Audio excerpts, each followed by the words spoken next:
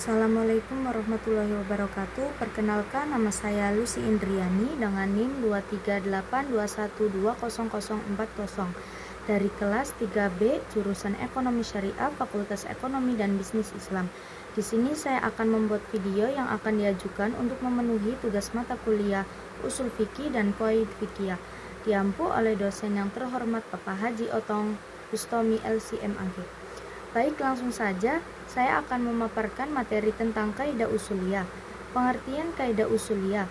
Kaidah usuliyah adalah pedoman atau metodologi yang digunakan untuk menggali dan menentukan hukum dari nas Al-Quran dan Sunnah.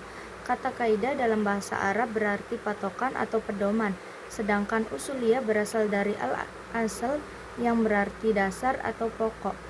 Secara umum, kaidah usuliyah berfungsi untuk memberikan aturan dalam menggali dalil-dalil syariat Islam. Fungsinya dalam merumuskan ketentuan normatif dari syariat yang terdapat dalam nas, sehingga para mukallaf atau orang yang dikenai beban hukum dapat memahami dan mengamalkan ketentuan tersebut. Kaidah usuliyah juga berkaitan dengan interpretasi kebahasaan dari nas, sehingga hukum-hukum yang diambil dari teks dapat dipahami secara tepat sesuai dengan bahasa Arab yang digunakan dalam nas tersebut.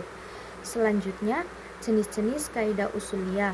Yang pertama ada al-am. Am menurut bahasa artinya merata, yang umum. Dan menurut istilah, am yaitu suatu lafaz yang dipergunakan untuk menunjukkan suatu makna yang pantas atau boleh dimasukkan pada makna itu dengan mengucapkan sekali ucapan saja. Beban pengertian am menurut ulama lainnya yaitu yang pertama Hanafiyah, yaitu setiap lafaz yang mencakup banyak baik secara lafaz maupun makna. Yang kedua Al-Ghazali, yaitu suatu lafaz yang dari suatu segi menunjukkan dua makna atau lebih. Yang ketiga ada Bazdawi, yaitu lafaz yang mencakup semua yang cocok untuk lafaz tersebut dalam satu kata.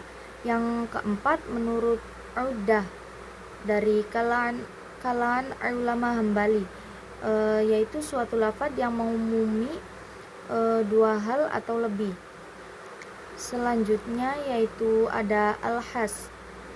Has ialah lafaz yang menunjukkan arti yang tertentu, tidak meliputi arti umum. Dengan kata lain, has itu kebalikan dari am. Menurut istilah definisi has adalah lafaz yang diciptakan untuk menunjukkan pada perseorangan tertentu seperti Muhammad, atau menunjukkan satu jenis seperti lelaki. Yang ketiga ada al-amr. Amr adalah lafaz yang menunjukkan tuntutan dari atasan kepada bawahannya untuk mengerjakan suatu pekerjaan.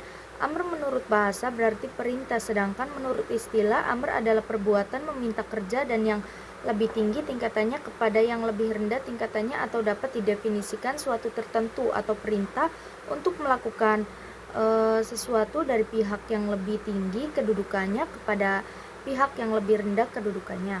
Meskipun suatu perintah bisa menunjukkan berbagai pengertian, namun pada dasarnya suatu perintah menunjukkan hukum wajib dilaksanakan kecuali bila ada indikasi atau dalil yang memalingkannya.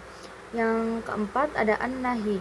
Mayoritas ulama usul fikih mendefinisikan nahi sebagai larangan melakukan suatu perbuatan dari pihak yang lebih tinggi kedudukannya kepada yang lebih rendah tingkatannya dengan kalimat yang menunjukkan atas hal itu. Jika lafal khusus yang terdapat dalam nas syara berbunyi nahi atau bentuk berita yang bermakna larangan, maka berarti haram. Selanjutnya ada fungsi kaidah usuliyah. Yang pertama, pedoman ijtihad. Pedoman panduan bagi mujtahid dalam menggali hukum dari sumber-sumber syariah.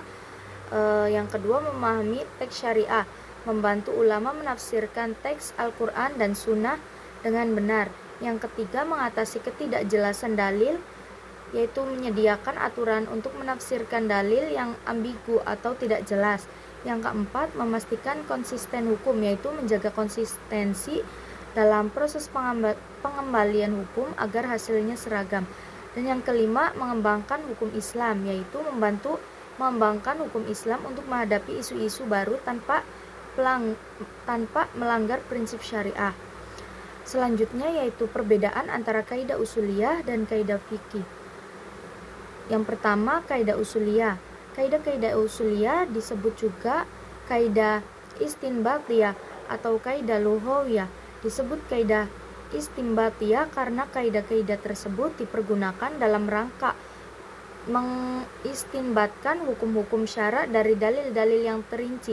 Disebut kaidah lughawiyah karena kaidah ini merupakan kaidah yang dipakai ulama berdasarkan makna, susunan, gaya bahasa, dan tujuan ungkapan-ungkapan yang telah ditetapkan oleh para ahli bahasa Arab.